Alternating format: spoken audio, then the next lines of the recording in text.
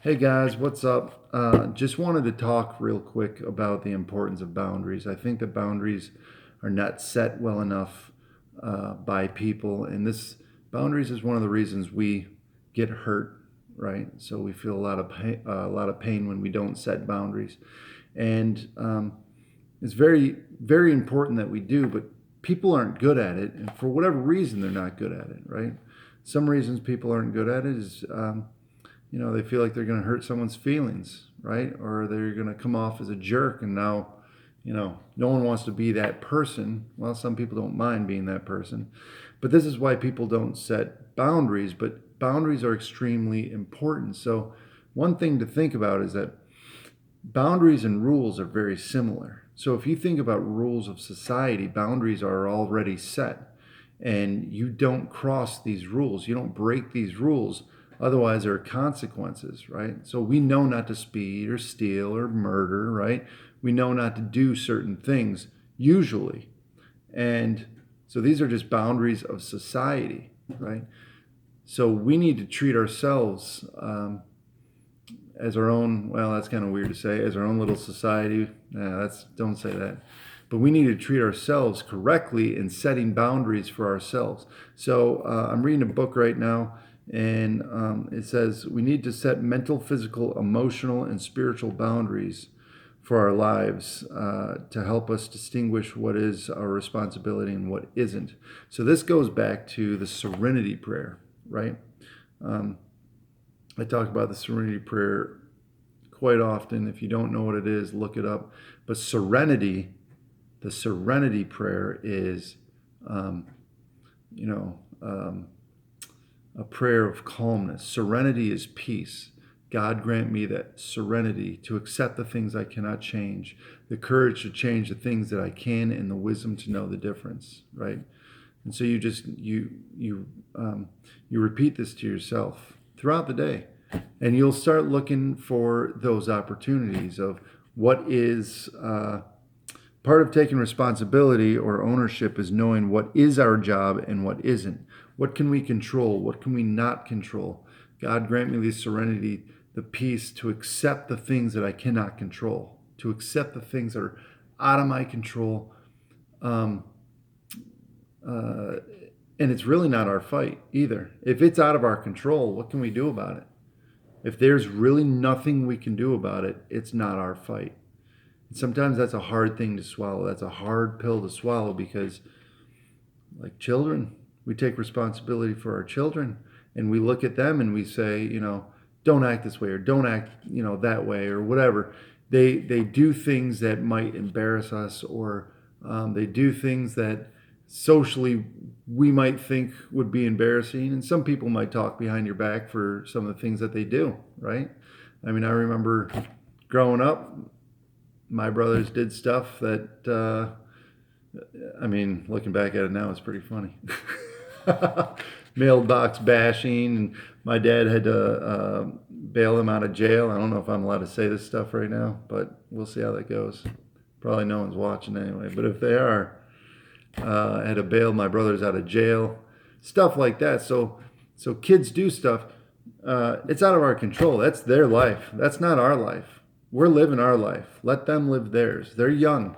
You set boundaries. You guide them. You love them. You feed into them. You invest into them. And if you're not doing a good job, be honest with yourself. Say, I could do better than this. Why am I not? What is really getting in my way? And there might be something that's in your way. So that might be something to look at. Let's see. So any behavior you don't condemn, you condone. Boundaries equal rules. Your rules or your boundaries should give you freedom. If you're setting boundaries and these boundaries aren't giving you a sense of peace or freedom, right? Like an emotional boundary would be, I gave someone a gift and they took that gift and then they sold it on Facebook and I was angry. Okay, so to get rid of that anger, you'd have to reframe it and say, that was their gift. They can do whatever they want. If they wanted to get the cash, it's their gift, right? And that's okay, right? There's no real emotion in that. It's just, that's the logic. It's their gift. They get to do whatever they want to do. We have standards of, here's a gift. use it, like it. If you like it, you like me. You know, but so we set these standards on other people. It's expecting us from other people, which is a dangerous territory to be in, because if we're expecting us from other people and they're doing the same thing, they're expecting themselves from us. Now we're both expecting a certain standard to take place. And when it doesn't take place, we get frustrated because we can't control the situation. And when we're not in control, we tend to get frustrated and angry and maybe even depressed, right? All these emotions come forth. And we can really help decrease the amount of emotional attachment that we have to a situation by letting go of the results of the outcome. And when you let go of results, you're letting go of certain standards because it's out of your behavior. Now, this can be a dangerous territory, and I'm still working on this, is at what point does society keep each other, what's the word I'm looking for? At what point does society keep each other in line? At what point does society play the role where you can't do this and you can't do that, right? I'm still working with that. I was at a party once and this guy started saying like really inappropriate stuff. And everyone else was just like putting their head down. I just looked at him. I was like, dude, you can't say that. You're not allowed to say that. You can't say that.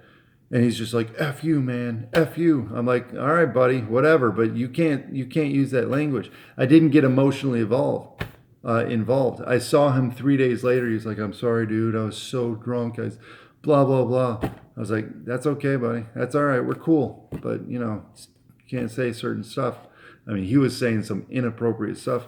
You have to be vulnerable when you set boundaries because people might react in a way that you can't control. What if that guy attacked me? Now I'm vulnerable. That's another scary thing about setting a boundary, right? That's a very scary thing about setting rules to your life. You can't treat me that way. You can't say certain things. Society does keep us in line. Wanting to fit in does keep us in line. It's probably a good thing, actually. Not necessarily envy. We'll talk about envy some other time. But society has its own rules. We see that.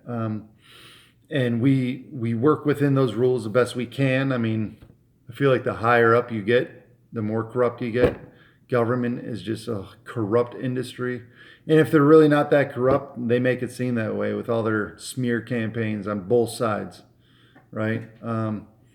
I would say that the left is getting a lot more press right now, for sure.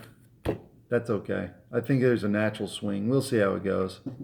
I'm not too worried about it. Out of my control. God grant me the serenity to accept. Radical acceptance is so important with setting boundaries because you get less frustrated. Now, you need to stand up for yourself, right? Set that boundary.